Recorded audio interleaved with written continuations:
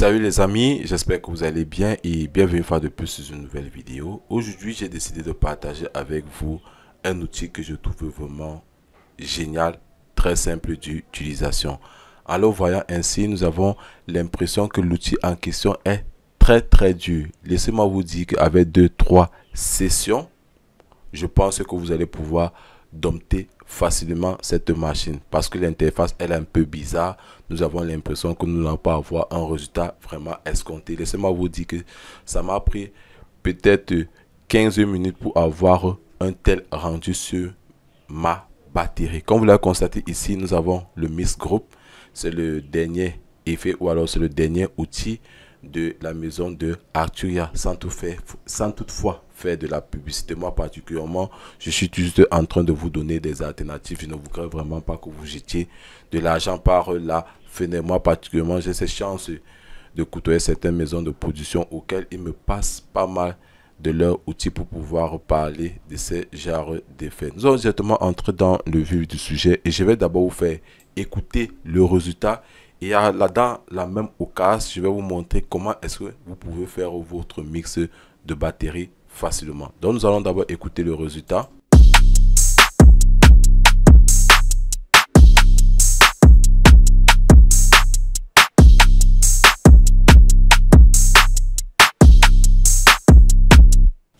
Là, vous avez écouté avec sans effet et bien évidemment, j'ai eu à ajouter un standard clip et un limiteur sur mon bus master étant donné que j'étais en pleine session de composition. J'ai d'abord commencé par la partie batterie. La partie batterie m'a inspiré et j'ai eu à composer cette mélodie. Je ne suis vraiment pas un grand compositeur en ce qui concerne la production, mais en ce qui concerne le mix et le mastering, on s'en sort pas mal dessus. Comme je l'ai dit ici, j'étais obligé de mettre un limiteur, un clipper pour que vous écoutiez vraiment le résultat. Sinon, l'égalisation ou la compression ici était était personnelle, si je peux le dire ainsi. Mais qu'à cela ne tienne, je vais désactiver tous ces effets. Nous allons écouter sans effet.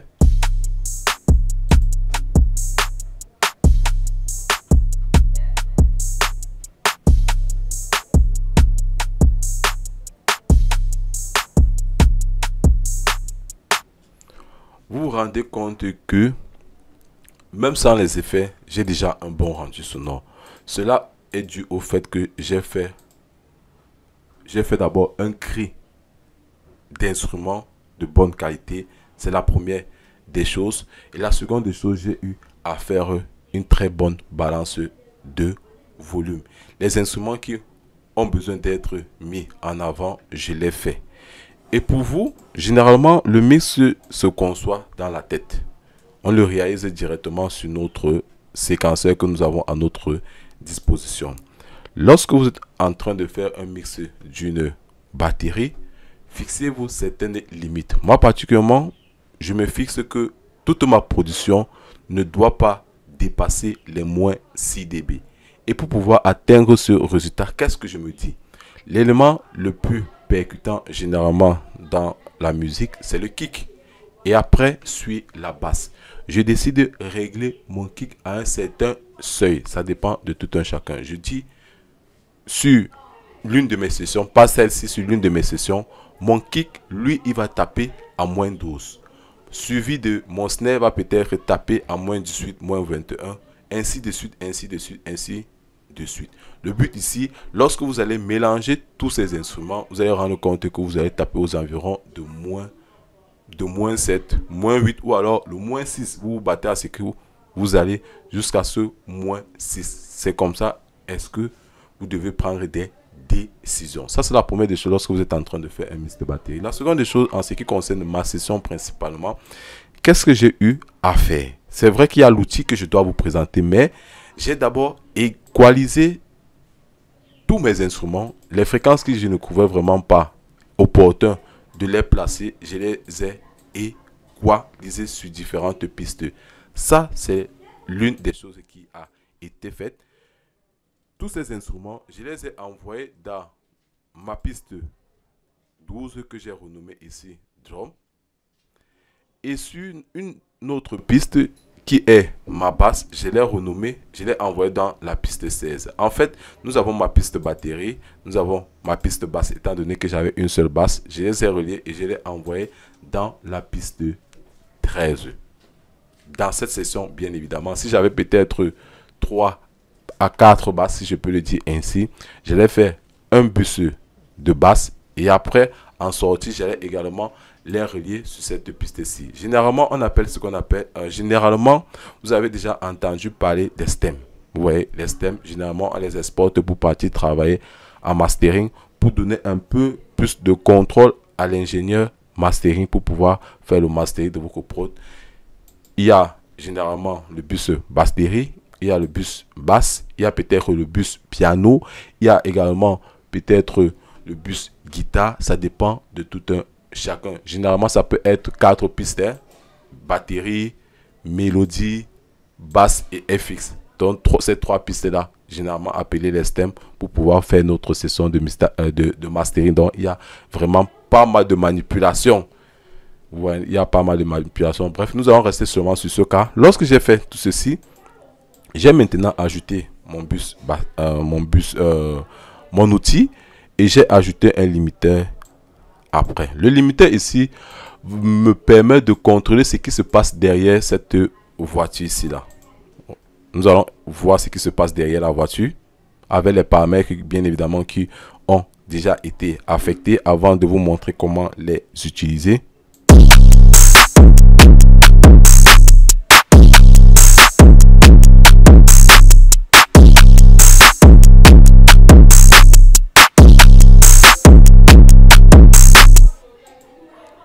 Vous vous rendez compte que vraiment ma dynamique, elle est vraiment bien réduite suite à cet outil. Je vais désactiver un peu l'effet en question. Nous allons écouter maintenant.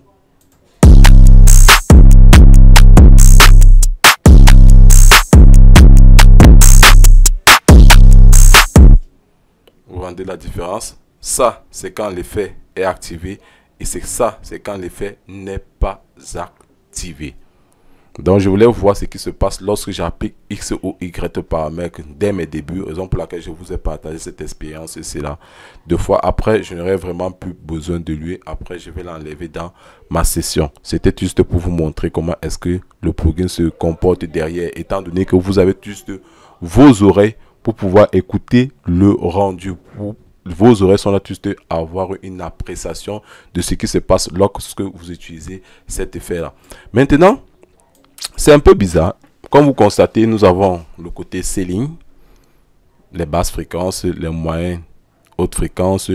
Space représente ici l'espace auquel nous avons la reverb, le delay, la reverb à convolution. Moi particulièrement, j'en ai déjà. Ici, nous avons la taille de la pièce. Ici, nous avons les tickets. Ici, nous avons une forme de balance. Raison pour laquelle, comme je vous ai dit ici, j'ai décidé ne pas utiliser ce paramètre, que j'ai préféré le faire sur mes différentes inserts. Ici, moi particulièrement, je n'ai pas voulu vraiment me casser la tête. J'ai préféré gérer ceci pour ne plus toucher à ce potasse. Mais ça peut arriver, hein, ça peut arriver que je le touche, mais j'ai décidé le toucher minimum. J'ai un peu ajouté un peu de bas sur ma batterie. Les hautes fréquences, je les ai laissées ainsi. En ce qui concerne le ceiling et d'encre de jeu, lorsque vous l'utilisez, il vous dit que bon, vous allez commencer d'abord par clipper. Je ne sais pas si c'est comme ça que le logiciel est conçu. C'est comme ça que moi particulièrement j'ai appréhendé la boîte à outils. Vous allez d'abord commencer par clipper votre signal. Nous allons voir ce qui se passe.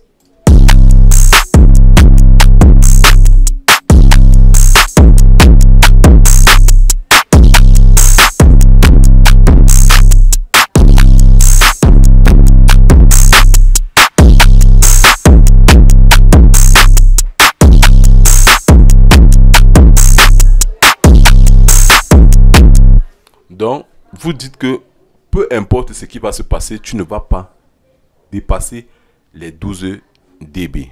Ça, c'est la contrainte que vous fixez. Maintenant, il y a les différents paramètres. Sur les lots, nous avons une amplification.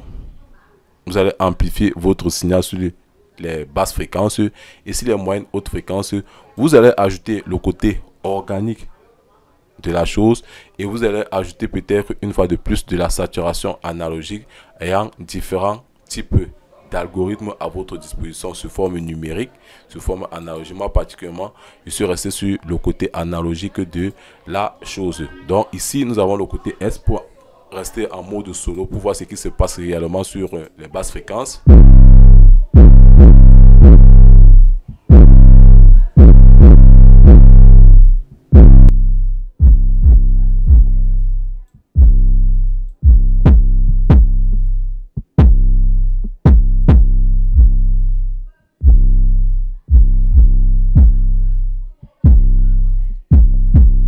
Vous voyez quand je touche ici le shaper, lorsque je touche le shaper attaque, vous vous rendez compte qu'il y a quelque chose qui se produit. Vous voyez ici, nous pouvons jouer avec l'attaque, nous pouvons jouer avec l'enveloppe de notre signal. Pareil, pas ici. C'est à vous de voir, bien évidemment. Vous allez sculpter votre son en fonction de ce que vous recherchez. C'est vraiment très très important. Par exemple, pour laquelle moi particulièrement, je n'utilise pas vraiment trop de presets. Lorsque j'ai déjà obtenu un bon résultat sur un effet recherché, je m'arrête là. Je m'arrête là et que normalement j'ai compris le processus d'utilisation de l'effet, je m'arrête pratiquement là. Nous avons là le drive, ça dépend de tout un chacun. Là, nous avons le volume.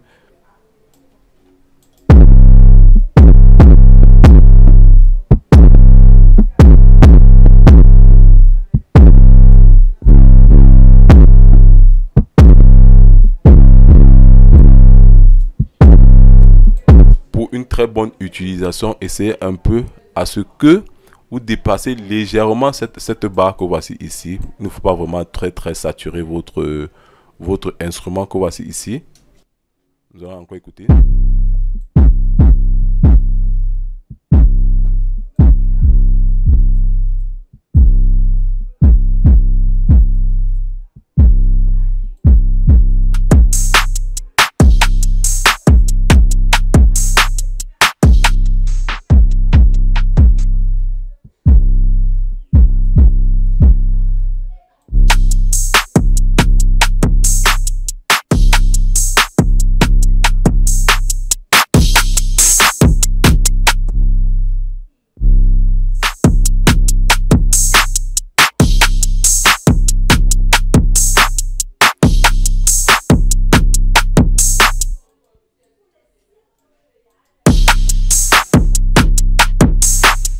Là, moi particulièrement, je suis juste en train de gérer les paramètres pour que vous écoutiez vraiment la différence lorsque vous essayez de toucher Y ou X pota sur cette boîte à outils. Le til ici, là, pour ceux qui ne savent pas, c'est une forme d'équalisation. Elle se comporte un peu, en quelque sorte comme une balance. Regardez ce qui se passe. Là, j'augmente les hautes fréquences et là, les basses fréquences sont baissées. A contrario, vous vous rendez compte quand je fais ceci, j'augmente les basses fréquences et les hautes fréquences sont également baissées. Donc ça agit un peu comme une forme d'équalisation. Donc vous allez essayer ici de trouver le juste milieu entre les hautes fréquences et les basses fréquences. Raison pour laquelle vous avez cette fonction til. Moi particulièrement, je ne l'utilise pas sur ce cas. Généralement, je l'utilise uniquement sur ma voix pour trouver vraiment le juste milieu de la chose. Et après, nous avons cette fameuse reverb.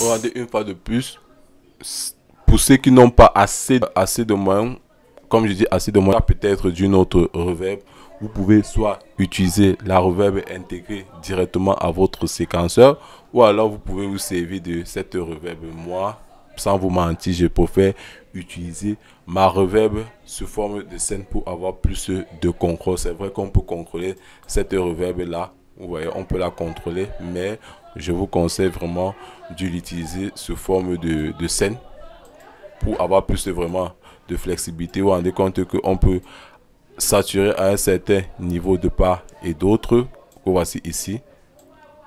Raison pour laquelle moi particulièrement j'ai préféré gérer sous forme de piste pour ne pas faire ce genre de manipulation vraiment entre guillemets que je trouve vraiment inutile pour moi, hein, bien évidemment.